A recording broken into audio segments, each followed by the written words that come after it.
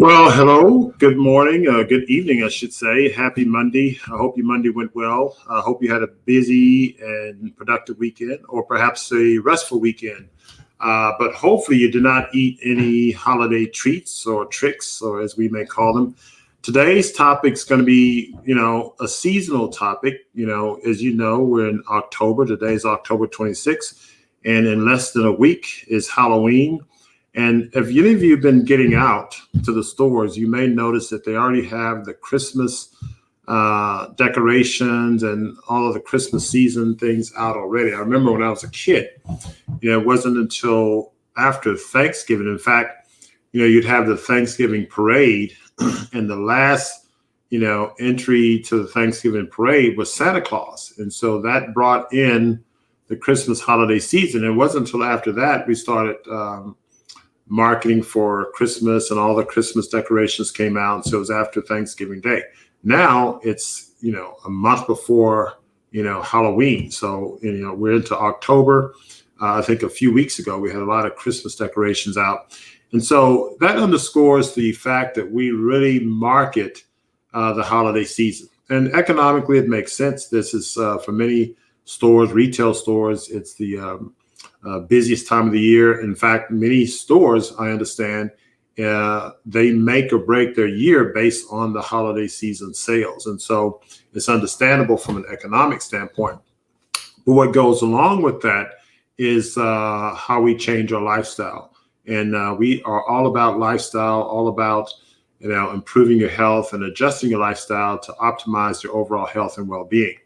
And we all know the holiday season brings in, these rich foods, lots of sweets, lots of other nutritions. And so today's topic is going to, be the first of a couple of talks that we do this month and next month to really talk about how we can really enjoy a holiday season, but not really kill ourselves with what we eat. So today we have our guest panelists, not guest panelists, our usual panelists, Sosa, a resident nutritionist, is here, and also leading our discussion today is going to be Celeste, Dr. Celeste Palmer, who is a pediatrician here in Houston.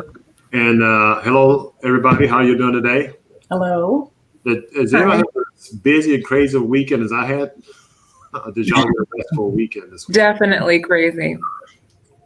Well, good. I don't feel alone. So, but Mondays always get to kind of kick off a new week, and it was a pretty busy Monday getting things going and quite refreshing. But the topic today, Celeste, we're going to talk about sugar and sugar. I think most people, understand the problems with sugar. It's just that I don't think we all fully understand how much sugar has impacted our lives, how much is in our food, how much is in the things we consume.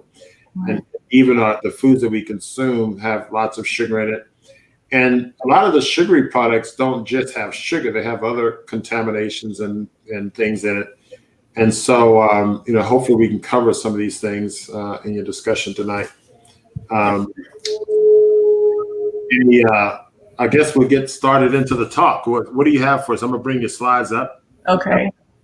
You can't see our faces. I don't know if I can advance it. Okay. But we'll see. So today we're talking about sugar. I'm getting feedback. Okay. Let me turn my mic down. How is that? A speaker down, rather. Can you? Hello? Yep. It sounds good now. Okay, sounds better. Okay, so I titled this Sugar on Sugar because a lot of what we are taking in, whether we realize it or not, is sugar placed on top of sugar with some flavoring. And this actually was a topic that was a little bit difficult for me to do research on because I didn't want to vilify sugar because, sugar is one of those things that when you're in the cycle of sugar craving, you kind of feel like, well, if it's wrong, I don't want to be right because it feels so good, in the moment. But what I want people to take from this talk is information that they can have for themselves, but also that they are using in their families with their children, because sugar does have some negative effects on our body that I want us to really understand and be able to pass that on to the children so that they understand as they're growing when to use sugar and when to decrease their sugar intake. And really using sugar is more of for entertainment value, not really for nutritional value. So let's get into it. I think I'm going to have to switch over because it's not advancing. I'll switch it over. Can you still see? Mm-hmm. Okay. So the dietary guidelines for Americans between 2015 and 2020 has let us know that we are taking in over 13% of our daily calories are coming in from the added sugars. And that is an extra 260 calories every day. The recommendation is for us to get less than 10% of our calories from added sugar. That is a recommendation. That is not a requirement. We have zero requirement for sugar as a nutrient. The American Heart Society, of course, is telling us that we are taking in too much sugar, and every woman, man, and child is taking about 2 to 3 times of what is recommended in their diets daily. So how do we get in so much sugar? It's actually quite easy. I'm sure we could all agree on that. We recognize this type of sugar. We have pastries, we have cakes, pies, ice cream, candies. It's the holiday season. October, November, December brings in a lot of sweets and treats for us. And so these sugars we identify with, we understand, and we know that they aren't necessarily good, but you know, it's the holidays, so we eat them anyway. But we have to also remember the hidden sugars. So these are the sugars that are in our salad dressings, that are in our yogurts, in our frozen yogurts, in our juices, in our instant foods, in our sauces, and granola bars. And these all add up because the sugar that is in these count in the same way that the sugar in the donut counts. So we have to know the additive effect of all of this sugar is what really is the problem in our diets. So let's go back a little bit and let's talk about sugar. Sugar has been a part of our diet for thousands of years, and I'm speaking of sugar in its isolated form, where we have taken it out of a plant and are using it as a sweetener. But sugar is a carbohydrate. It is digested and broken down into glucose. Glucose is the main energy source for our human bodies. Our red cells, the central nervous system, the musculoskeletal system, and our brain is the preferred source of energy for those organs. Sugar is naturally found in fruits and vegetables, in honey, in human milk, and in all mammalian milk. In humans, we do have a preferred desire for sweet taste. Our sweet taste buds are at the tip of our tongue, and so we can detect sweetness very easily. Getting more into, there are different types of sugars. There are monosaccharides, disaccharides, and polysaccharides, but today we're talking specifically about sucrose, which is a table sugar, which is a disaccharide. So sucrose is glucose and fructose combined. And so that's what we're going to be looking at specifically today. So I'm a person who uses pictures because this is how I understand and learn things. So I hope that this kind of simplifies it for the audience also. But basically, this is a pictorial of what happens when we take in sugar. I'm using the carbohydrates in the corner to represent sugar.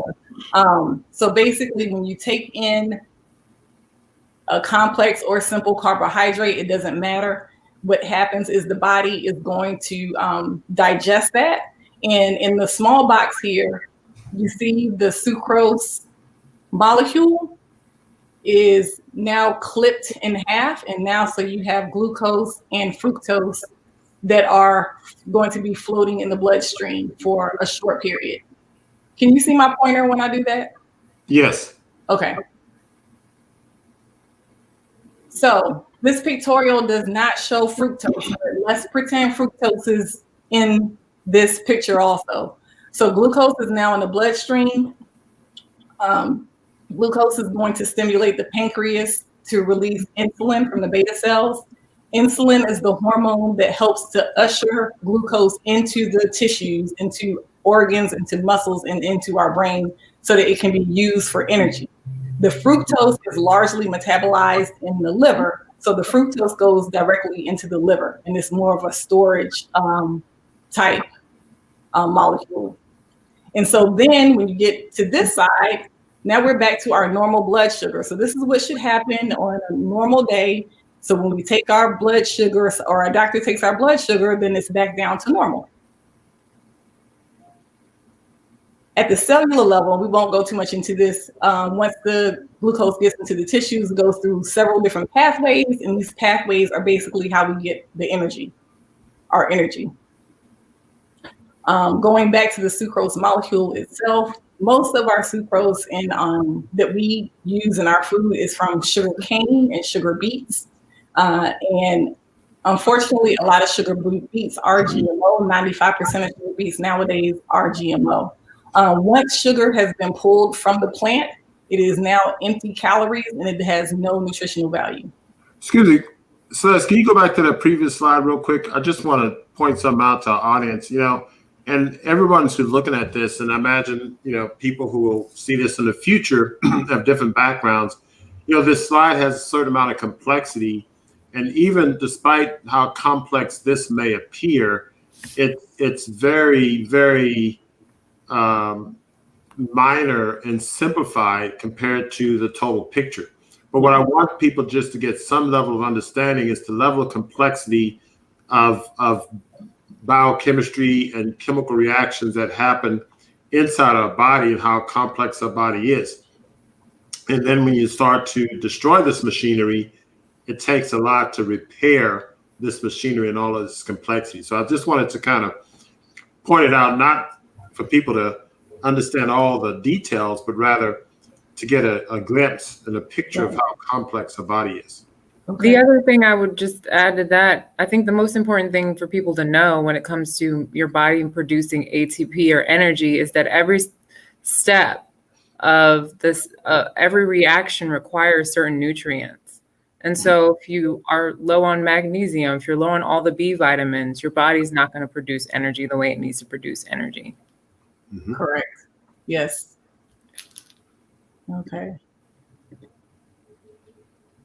All right, so looking specifically at the sucrose molecule, it is 50% glucose and 50% fructose, which is ingenious because basically it gives you energy that you can use now, and that's the glucose, and it gives you energy for storage that you can use later, which is the fructose part of it. And so that's the concept. But what happens is that when we have a lot of fructose already stored in the liver, it overloads the liver. And we get fructose stored as fat. And that leads us into chronic medical illnesses and diseases. For example, high fructose is going to alter your cholesterol, and you'll get fat accumulating around organs or visceral fat, which was going to lead us to heart disease. We have increase in uric acid because a breakdown product of the fructose is uric acid, which leads us into gout. We have deposition of some of these fatty deposits into the liver itself, which is non-alcoholic fatty liver disease. We increase the chances of insulin resistance, which we know is type 2 diabetes and obesity. And it also promotes overeating. Fructose does not give us the appetite suppression signal as glucose does. So it makes you continue to eat even though you just ate. So you don't get the satisfaction of leptin when you just use a lot of fructose. Keep in mind, fructose is a fruit sugar. So a lot of people think when they hear fructose, they think fruit. But when I say these things, these negative things about fructose, this is not applied to whole fruit because whole fruit is not just fructose. Whole fruit also has fiber in it. And so in reality, it's difficult to take in so much fruit that you would overload on fructose. It's that would not happen because the fiber is there to slow down the absorption of the sugar. Yeah, one point, and people get this confused because, when they say, okay, sugar's bad, sugar's bad, sugar's bad, then they say, okay, then fruit has sugar, and therefore fruit is bad. And, right. And I've even heard trainers and people who call themselves, trainers with, food expertise saying, don't eat much fruit or carbs of course, you have the proponents of the keto diet, and they don't allow any fruit or very little fruit in the diet. And so there's a point of confusion. I remember being in the cath lab, and I think I was eating an apple or something, and one of the secretaries from the lab says, "Oh, Dr. Montgomery, that's bad for you. It has sugar.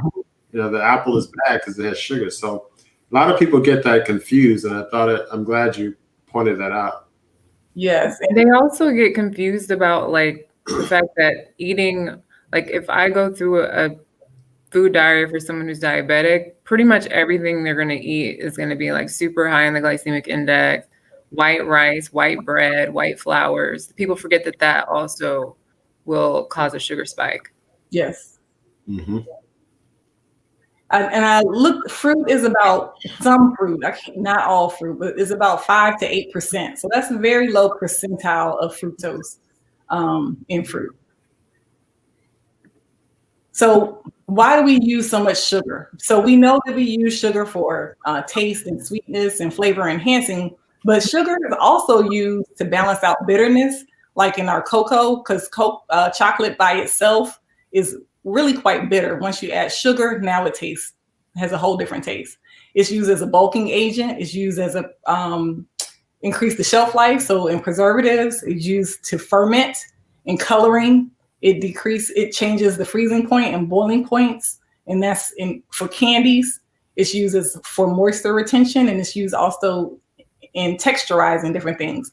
So keep in mind, sugar is not always just a sweetener. A lot of our preserved and packaged foods have sugar in it for other reasons other than sweetening, but it still counts as sugar. And then I can't go without mentioning high fructose corn syrup. Actually came out in the 1970s. It's also a GMO crop in the United States. But high fructose corn syrup is a sugar that is created from corn. And this is where they use an additional enzyme to make it have more fructose in it. And the benefit of doing that is that it makes it sweeter.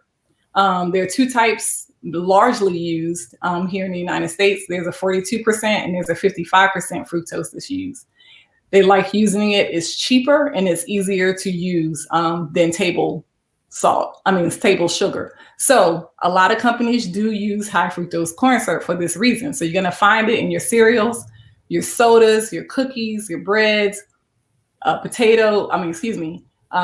ketchups, formulas, and many, many, many things. Okay, so it's just an easier product to use and it's cheap. Now, don't forget. Yep. Go ahead. Yeah, I see a lot of patients I talk to. They're avoiding sugars, as you point out, and they don't read labels. And so when they're not reading labels, you have, as you point out, these sauces and different things that are in packaged foods they're eating, has high fructose corn syrup, and they're trying to be on a low, sugar diet, but they're eating the wrong kind of sugar. So I'm glad you listed those, package items, because I see it a lot. No one's reading the labels, and so you get this fructose. And I think correct me if I'm wrong, it used to be that if it's high fructose corn syrup, it will label as high fructose corn syrup, but they're allowing them to call high fructose corn syrup other things on packages. Right, and so that brings me to the next slide. So there are 56 names for sugars. Yeah. And so, this is just to give you an idea of what you're kind of dealing with. Yes, so everybody kind of knows high fructose corn syrup is not good for you. And so they have been able to switch it up some and put in corn syrup or put in, just use the initials to kind of confuse people a little bit. But these are the different names that are out there. So you want to look at your labels and read what they are. Now, these are all of the sugars from agave down to yellow sugar in alphabetical order. But all of these are sugars. Okay, so what is sugar's true impact on the body when you kind of just pull out organ systems? So number one, we know it contributes to obesity because it's empty calories. There is no nutrient value in the sugar once you pull it out of the plant. So with that, you get the system of appetite control is thrown off. So your leptin is not working along with your ghrelin to let you know that you're satisfied, so you continue to be hungry. Also, you get increase in insulin resistance and the increase in visceral fat, which we talked about a little bit earlier.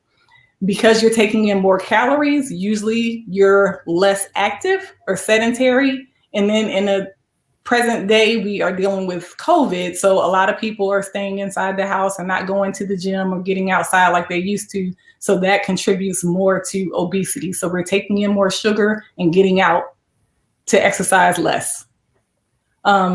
It also increases our risk for heart disease. So the direct connection between heart disease and sugar is a little bit questionable, but there definitely are some indirect correlations. Obesity being the strongest influence. There's also literature out there that speaks about chronic inflammation.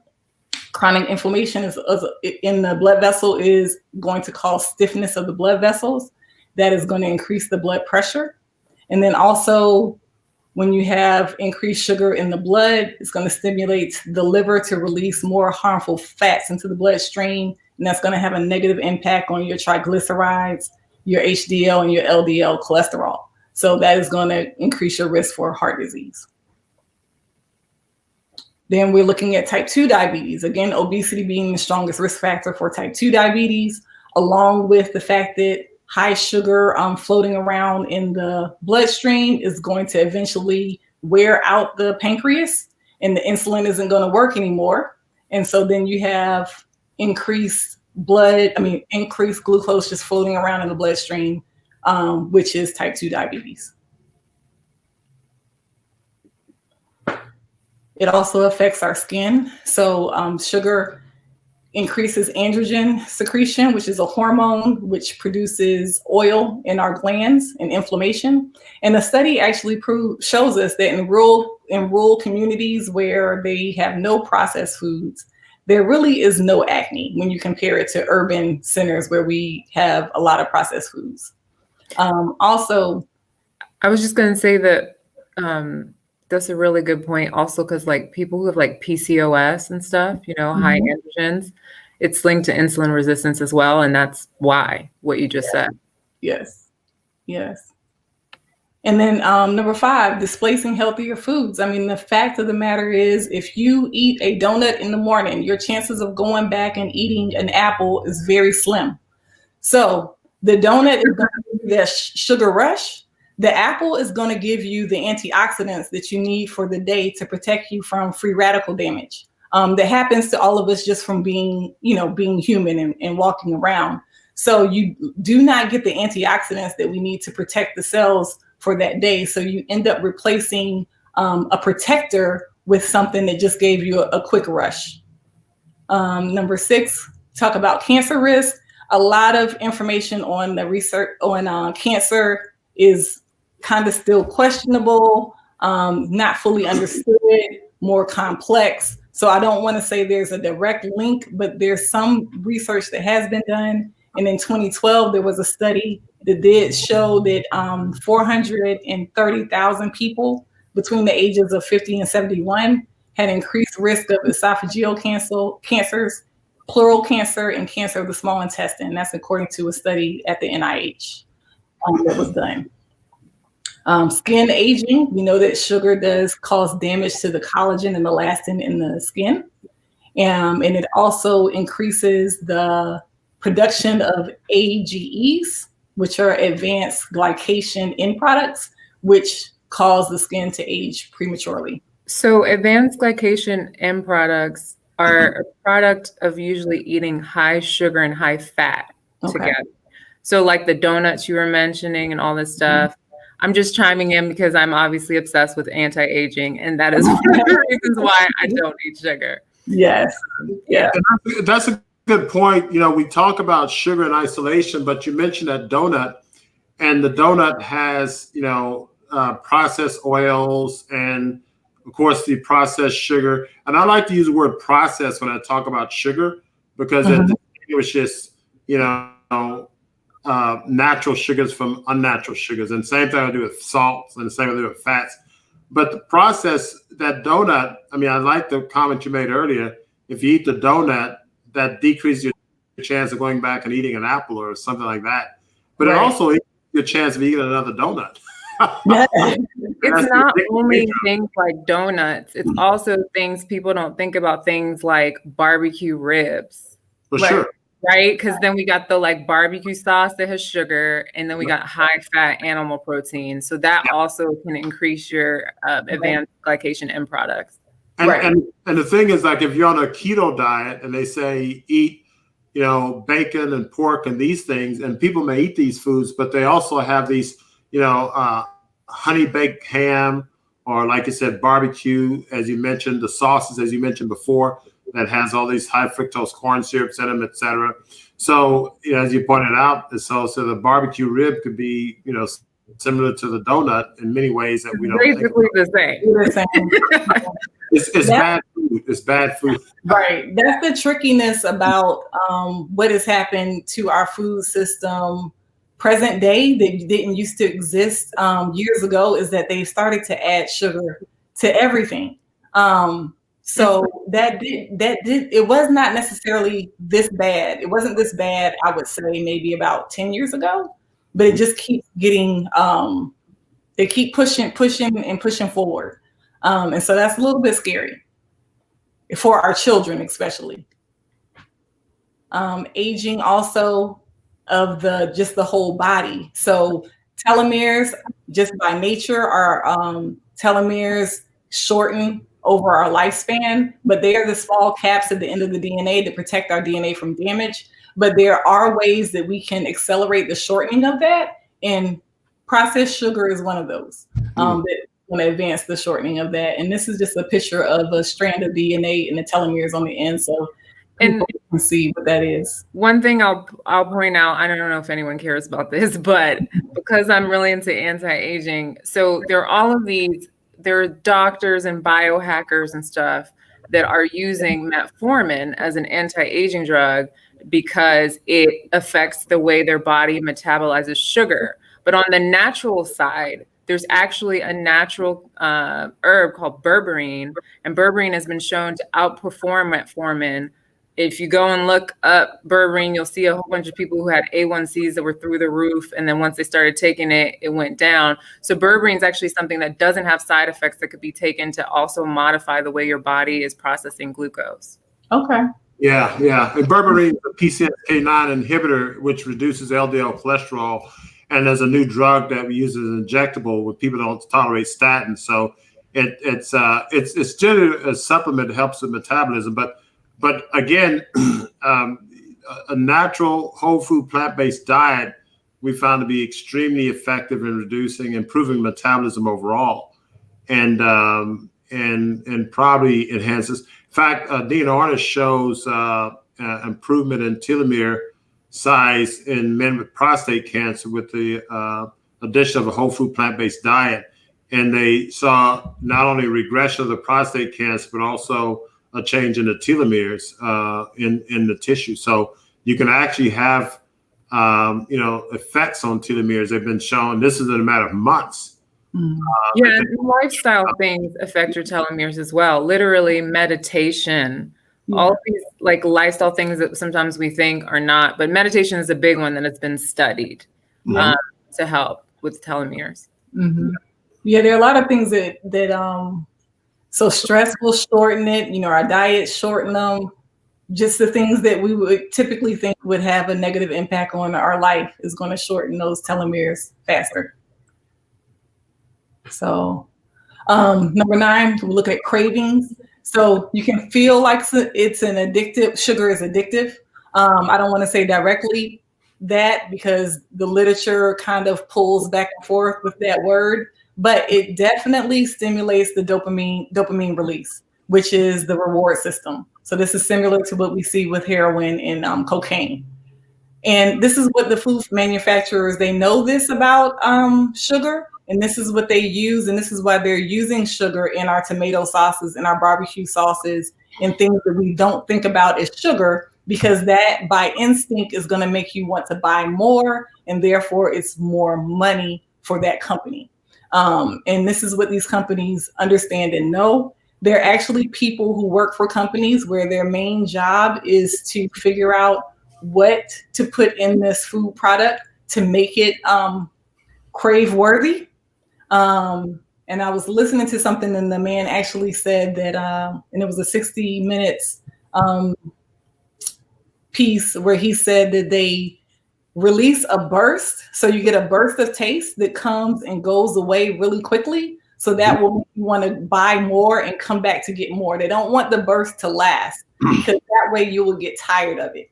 But they want it to come and go really quickly to kind of create a craving for it. And that's your bliss point, I think, is what they're searching for, that peak, yes, rise and that, like you say, that surge in the sugar. Follow the money. So that little says follow the money.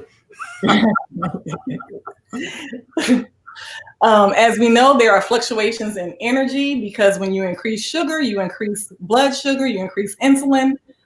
Without the protein and fiber, you get a quick surge and then a quick drop, and that's your sugar crash that we oftentimes hear of.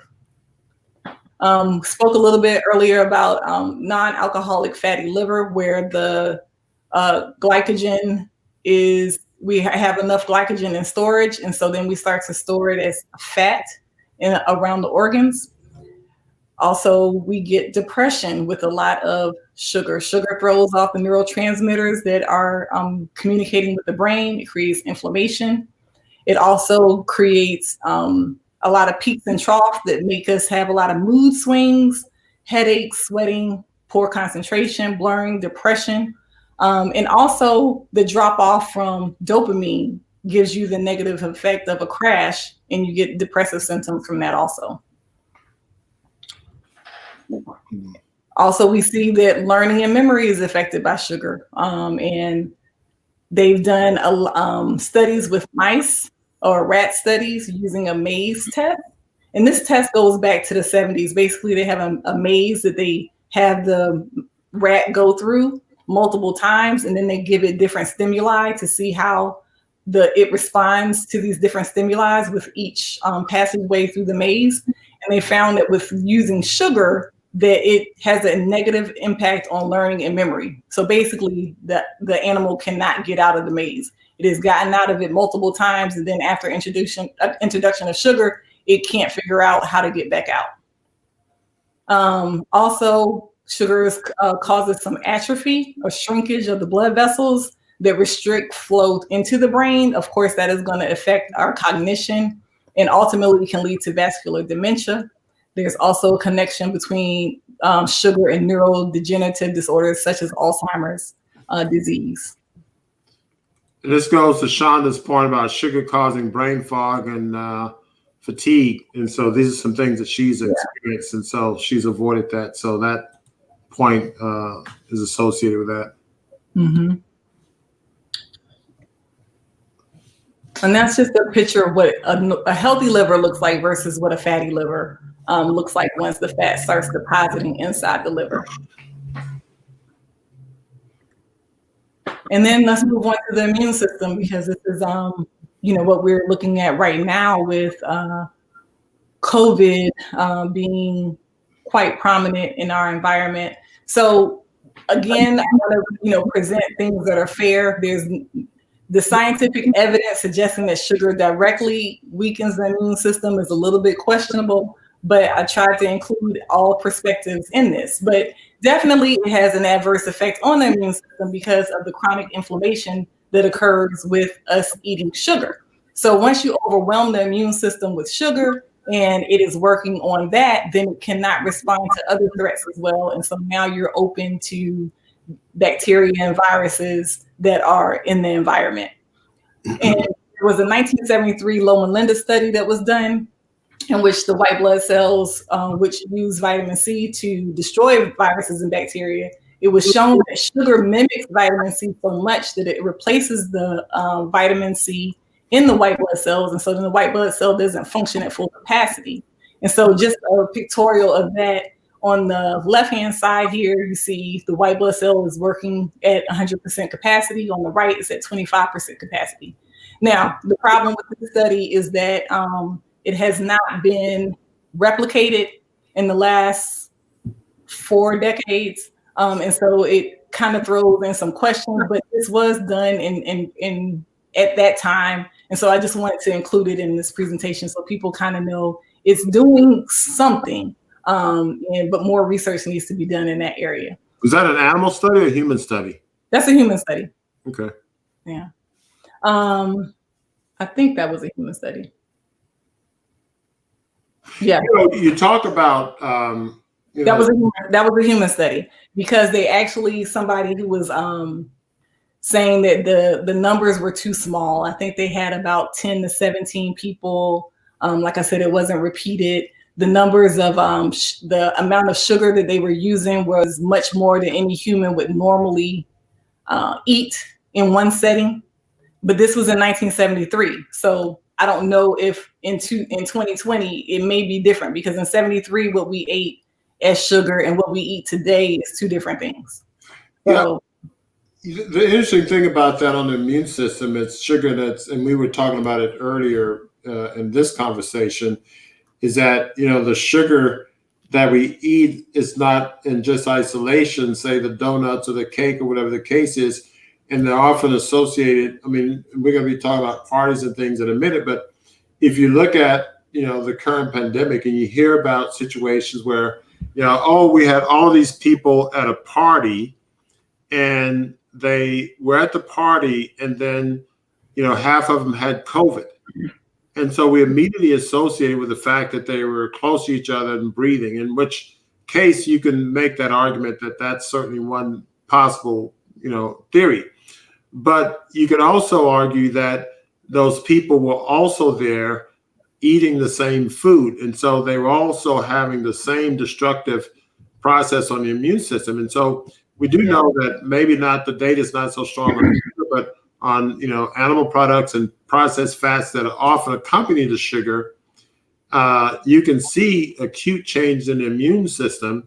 And so if you're in a room with a lot of people and maybe the bacteria, the virus is aerosolized, and people are going to pass germs between each other regardless, whether you're in a pandemic or not. Right. And so whether it's flu season or COVID season or both, you can have a certain number of people come away ill.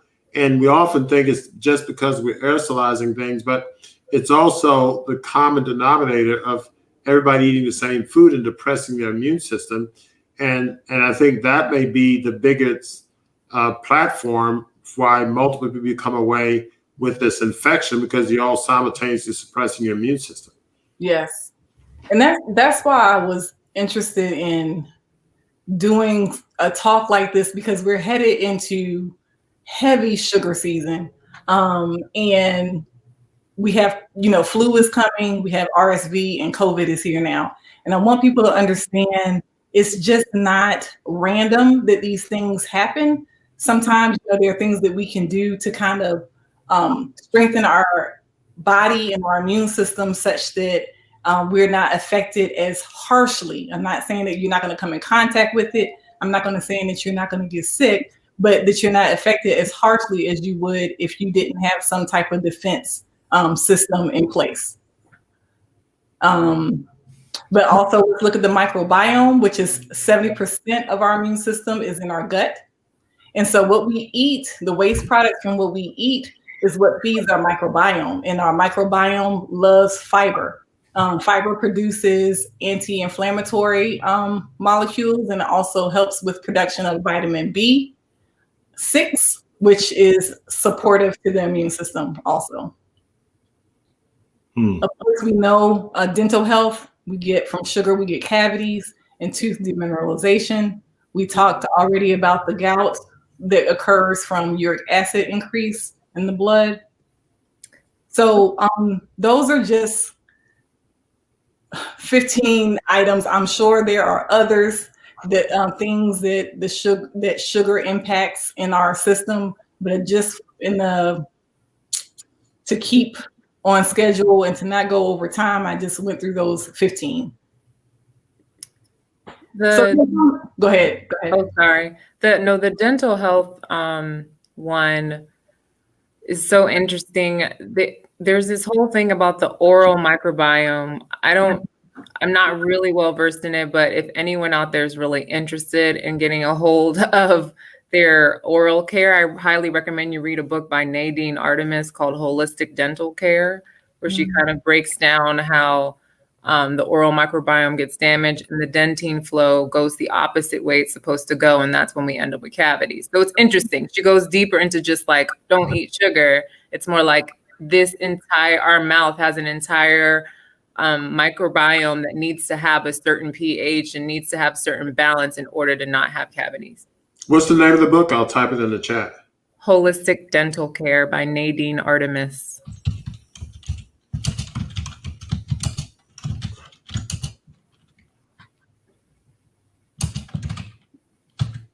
And then we think about artificial sweeteners, because some people, say, okay, if we are not supposed to do table sugar, let's look at artificial sweeteners, but they come with their trouble also.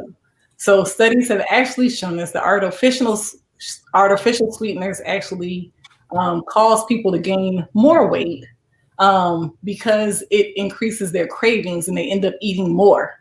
It also has a negative impact on the microbiome. Artificial sweeteners are also oversweet, so they overstimulate the sugar receptors in the system. And so then on the other end, if you're eating something that's artificially sweetened and basically sugar on steroids, it's going to be hard for you to go back and eat fruit and vegetables because it's going to taste horrible, because you have kind of hijacked your own taste buds. There is a link between artificial sweeteners and brain tumors and bladder cancers. And this is an animal study. This is a rat study. But this is a controversial area because there have been sweeteners that were on the market that were pulled off for that reason. But now they're back on the market because it hasn't been stably proven in humans. Artificial sweeteners are addictive. In another animal study, when they exposed the rat to cocaine, and then they gave it a choice between IV cocaine and oral saccharin, most of the rats chose saccharin in that study.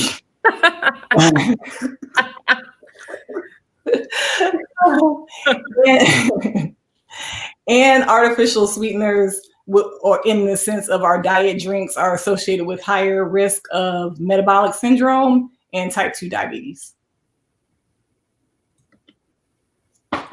And then I, want to touch, all of this applies to children also, but I just want to touch on children more specifically here. So sometimes adults, especially grandparents and aunties and uncles, will say a little bit of sugar for children can't be that bad. But we have to consider the additive effect, especially in our present day society. So at the top, I have just samples of what the average child may eat nowadays. We have cereal in the morning, Pop-Tarts, granola bars, some yogurt, chicken nuggets, pizza, and pasta. I hear this often, that this is what we eat during the day, and this is considered a good meal. So this is actually sugar. Okay, that is what we're looking at right here. And then on top of that, now we're in holiday season. And so we have Halloween, we have Thanksgiving, we have Christmas, which is more sugar. Then we look at the rest of the year. Nowadays what we've done is we've turned eating into entertainment. And so in February, we have Valentine's Day, then followed by Easter. We have movie nights, we have birthday parties, we have Girl Scouts. We have so many things, and everything is followed with food. And so what that has done, especially in our children, is that the rates of overweight and obesity have skyrocketed in our children. And the prediction is that, or what is happening is that these children have advanced vascular age. So their vessels are similar to a 45-year-old adult as far as the cardiac structure and function, as far as the fat deposits around the organs, as far as the atrial stiffness. And so what that is going to do is it increases the risk for a cardiac event when this child does become an adult. And so especially with these children having higher BMIs. So I want parents to understand, even though they're saying it can't be that bad, The problem is that we're getting sugar every day at very high levels. So it is that bad. Yeah. Then cumulative too. Yeah, it's very accumulative, and it adds up on you very fast. And I just threw this in here talking about candy, and you mentioned this earlier. So candy, of course, we know it's sugar, it's high fructose corn syrup, but there are a whole lot of other things that are in candy that are listed here. And that's what makes candy have its color, its flavor, its beauty, its hardness, its softness. You know, they use a whole lot of different things in candy to give it its pizzazz. And candy looks beautiful, and that's the whole point. It looks good. It looks, it makes you want to eat it, and that is the point of candy, is to make you see it, and your eyes already want to have it because of the colors that you're seeing in it. For me, candy kind of mimics fruit, you know? Yes. Like you should be going for the fruit. But I think it's trying to mimic what nature does with fruit. Right. It's enhanced. So these, flavor people, they can, if you have, and this right here is a lemon, probably taste in that lollipop. So a lemon, we know a lemon is bitter in real life, but in the candy here, it's going to be a little bit bitter, but it's going to be more sweet. So they can enhance the flavor, and then of course add in sugar, so they can modify the taste of what we think lemon should taste like. For example, the first time I actually had coconut water, I thought coconut is supposed to taste like a, pina colada or something like that, but it actually tastes like water. So a child, that also happens to children. They don't know what food is supposed to really taste like when they're eating a lot of sugary things, because they're used to the enhanced kind of sugary taste and overly enhanced taste. And so this is just telling us what else is in candy. It has food, it has carnauba wax, chemicals in it. Say it again, Dr. Montgomery. Carnauba wax. Yeah, some of that stuff is completely indigestible. Like I don't even know where it goes. Yeah, hopefully out to the can, but we don't know.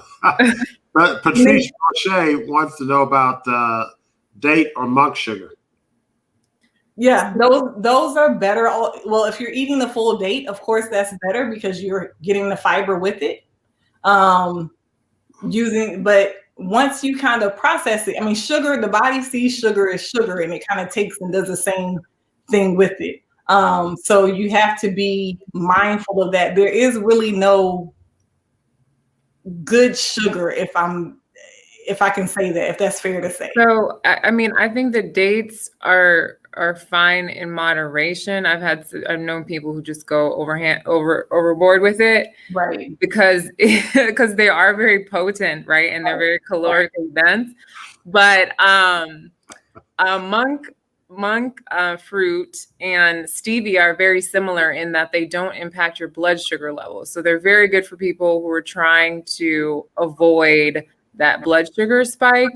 But they actually, like, monk fruit is actually like even sweet, like sweeter in a sense. Like, so it's interesting because you can take these things that don't affect your blood sugar levels, but they still kind of play with your receptors and how your brain is processing like what you're eating.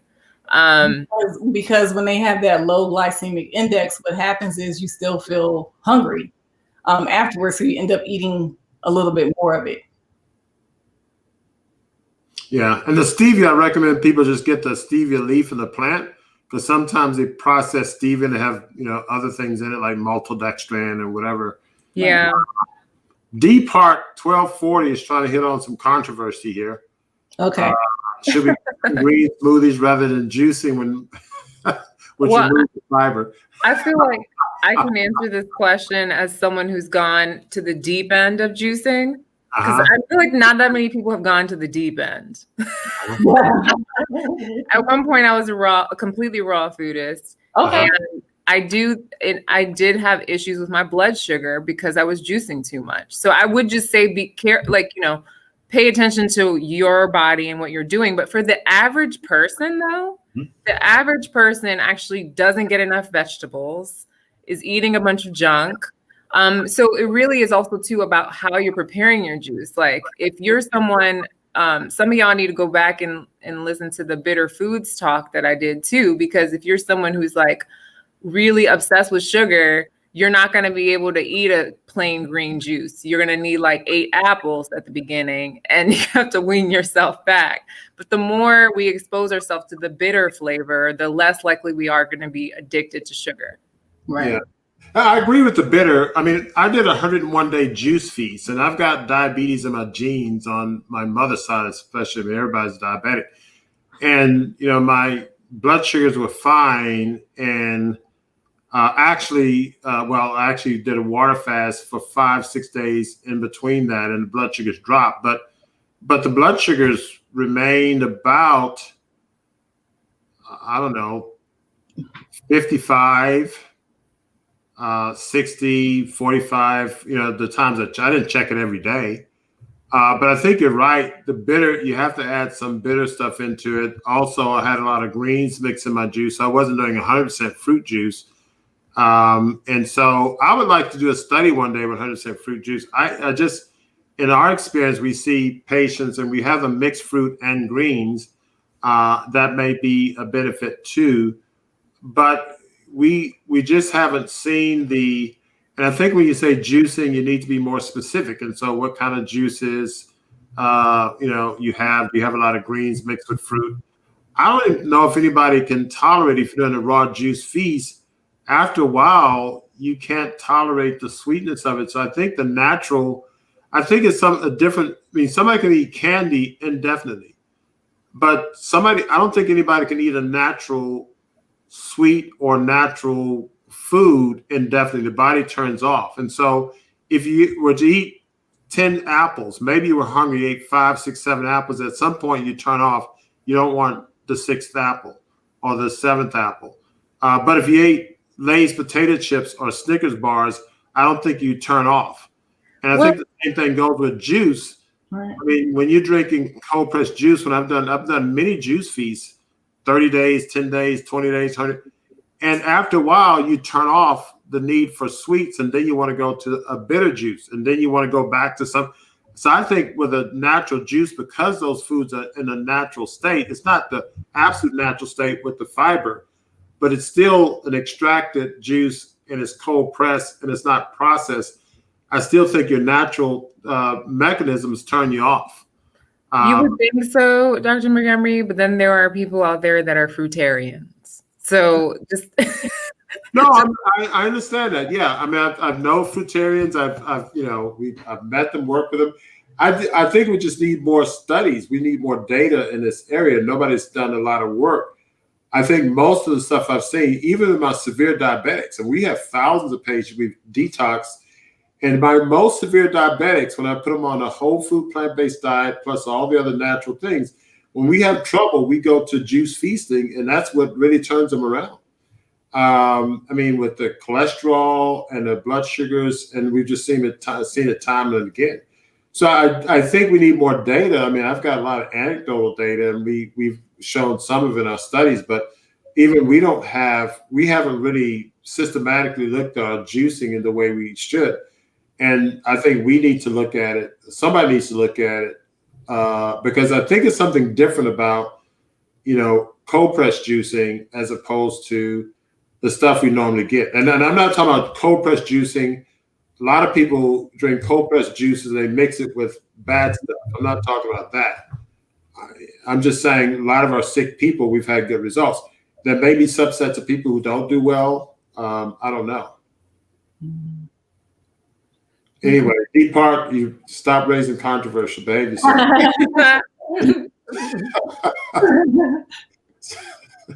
Okay, so let's get to how do we avoid these excess sugars. And some of it is just, opting for whole food options. That's what we've talked about. Taking out sugary drinks and taking out sodas completely.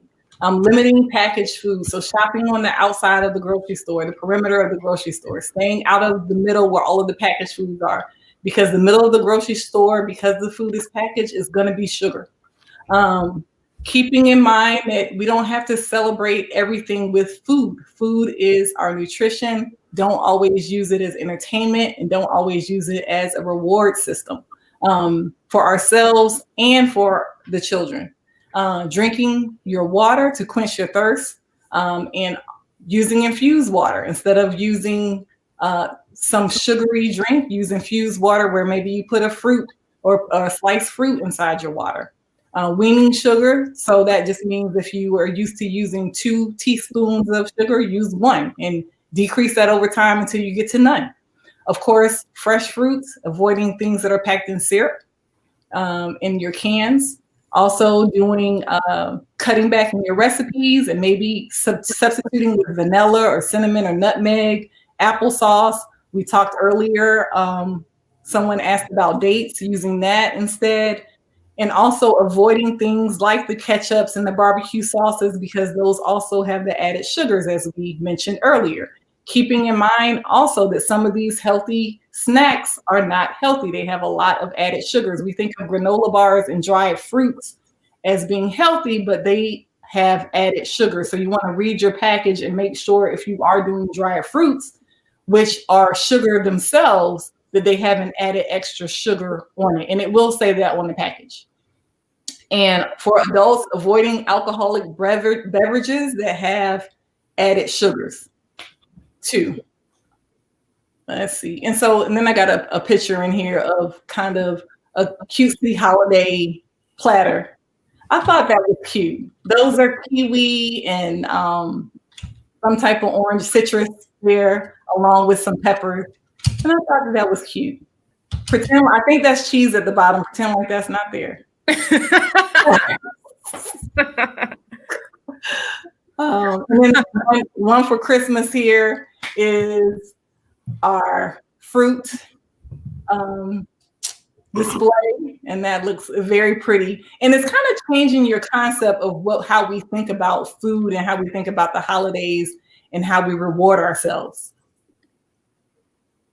And let's get into, and this is more geared towards me talking to parents about the children. So avoiding the smash cake. So something that happens at 12 months is that a lot of parents do this smash cake. I don't know if you all are familiar with that. They get a cake. They get a small cake that is made specifically for this 12-month-old. Usually a 12-month-old is not really interested in a lot of sugar, but they put it, they take pictures of them basically kind of grabbing the cake and smashing it. And then they eat some of it too. And so this is usually the first introduction to like harsh sugar at this level. And it's cute. They take some cute pictures, but it's not worth the damage that it causes, because you can do that in other ways and using other things besides processed heavy sugar like this. So like this picture here, this little girl, it's cute.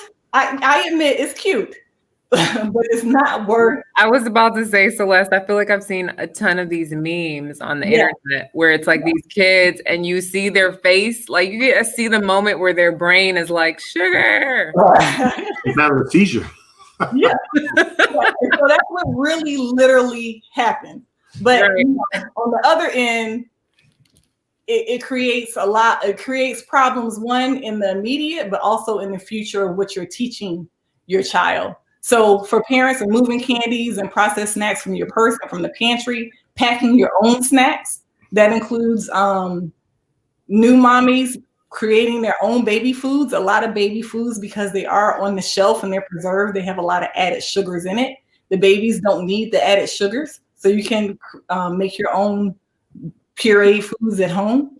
Again, as we talked about, I want parents to come up with other types of rewards besides foods. A lot of times when they come in the clinic and if we have to do something that they don't want, like if we have to do blood work, then the parents are like, oh, we'll go to this fast food place afterwards. I want us to think of other things we can do. Maybe we'll go to the park afterwards, or maybe we'll spend mommy-daughter time afterwards, but not always food and snacks. Also decreasing fast food exposure, eating in the house.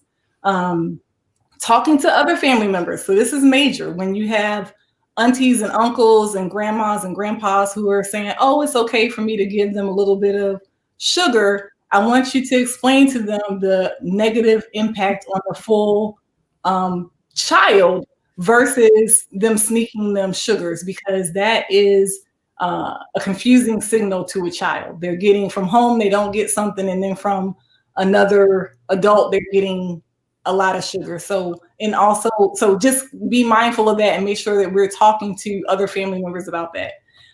Being careful not to overindulge. Did you say something? With divorced parents, it's almost impossible. Yeah, I mean, I've talked to a lot of parents about that. I know that that's difficult. Half of your population. that is a challenging one, but it's worth having the talk at some point. Yeah. Because at least the signal is the child understands that one parent has one way of doing things and another parent has another way. So when they become adults or young adults, they can pick which way they want to go. If they don't understand that there's a difference, then they will always default to fast food, processed food, rewarding themselves with sugar, and creating kind of that cycle. So that's the problem is that the fast food with the person who's encouraging the fast food usually wins. They will for the addictions. It's an addiction. Like I have a cousin who was a raw foodist, a vegan, and made her son all of these amazing, whole foods. And then her husband, they were divorced, would give him McDonald's and whatever. So he turned into a monster. Like he wanted it all the time. Right. That's right. Yeah, and then the immediate, the parent who's doing the fast food and processed foods will win. But I mean, these are children. We're looking for the long haul. So, what'll happen is they'll come in, because I've had this, and I've had this with divorced parents. They'll come in sick. And if you, as the parent who's trying to do the right thing, can offer them something that's going to make them feel better, then they're going to start thinking, maybe I need to change some of this sugar that I'm taking in, because even children know they're not supposed to take in sugar every day, all the time. So that it's not a secret that sugar is not necessarily the best thing for them to be eating 3 times a day. Keeping in mind for these parents that holidays is not a free for all. So do not allow your children to overindulge just because it is Halloween, Thanksgiving, and Christmas. Make sure that when we are going out for candies, that your child is fed prior to allowing them to get into the candies and the pastries and other things too. And also limit the quantities. And then at a certain day, a certain time, throw the rest of it away. I mean, we know it's junk. It's not real food. It's junk. It's entertainment. So after you make up a time that you say, okay, it goes away, and get rid of it. I almost feel like, because we're talking about, what was it, the rats, and the rats chose the sugar instead of heroin or whatever it was. Yes. It's like, I almost feel like it's a better and safer option to make whole food options available that are tasty and all this stuff. I mean, you can make pies, you can make all kinds of stuff using natural fruit or ripe fruit, because it's kind of like, Dr. Montgomery does the whole not a drop, not a bite, not a crumb kind of thing. But it's like, when a kid gets a crumb, you see their face in that video. It's like, they don't know how to control it. Yeah. Yeah. And I mean, that's true. Ideally, in the ideal world, that's what I would like. Right. I just know that, the kids get a lot of sugars from school also. Yeah. I mean, they have parties at school, they have parties at their friend's house. So even for the family who is on top of being vegan and on top of being sugar-free and, all of these, they struggle too with, because I've had friends who are like that struggle too with their child being exposed and getting sugar outside of the home.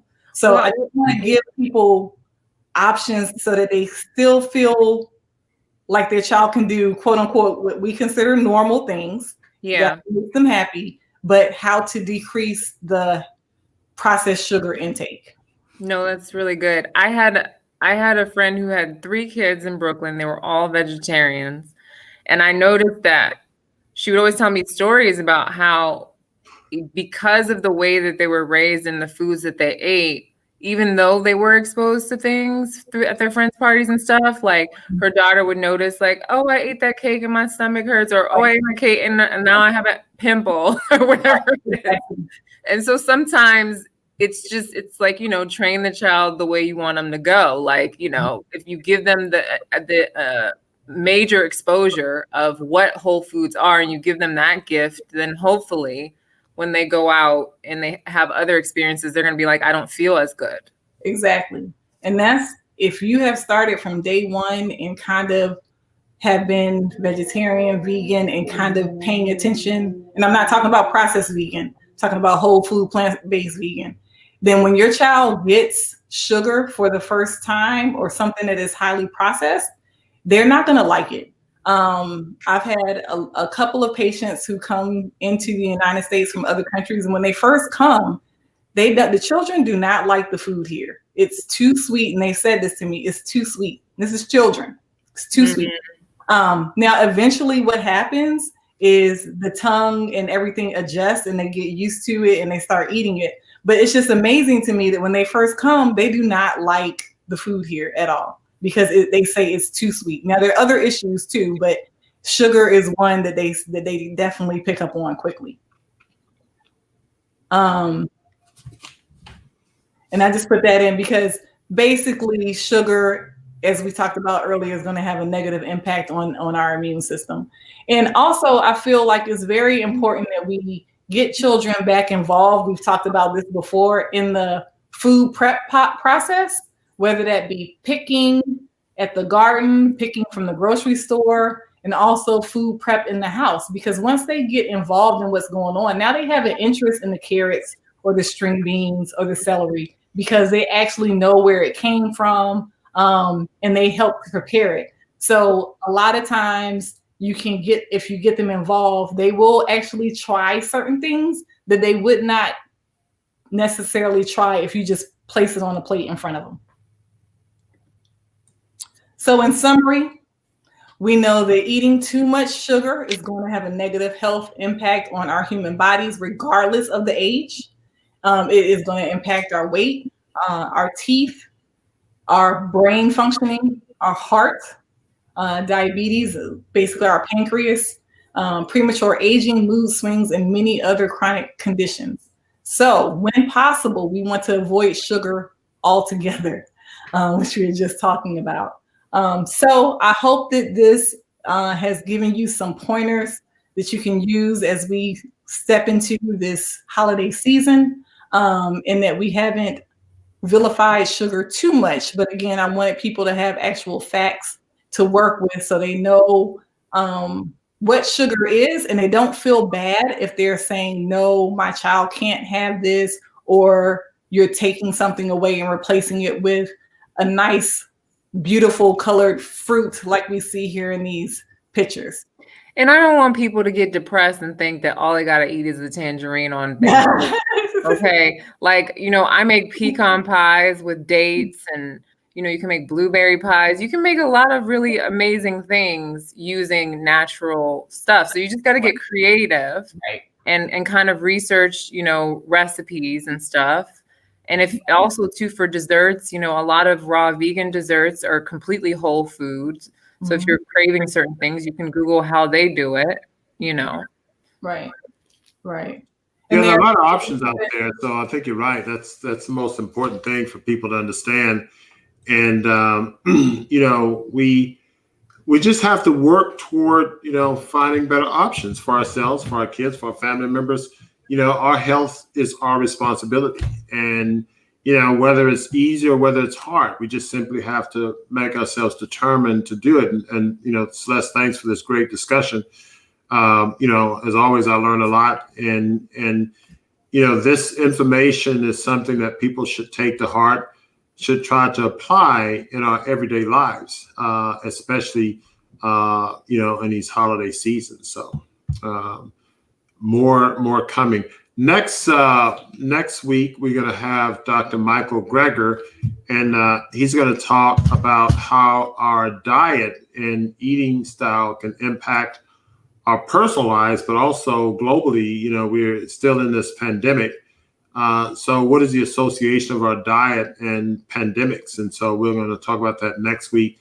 And the week after next, I'll have Chef AJ on talking about another part in terms of holiday treats. She's going to be in the kitchen preparing some healthy holiday treats for us. So that's going to be some practical applications. We'll have some recipes and the whole bit. So we will have a lot for the group as we move forward through the holiday season. So again, thanks again, Celeste and Celeste for the conversation. I'll see you guys backstage in just a minute. Well, guys, that wraps up our show today, and thanks for sticking with us.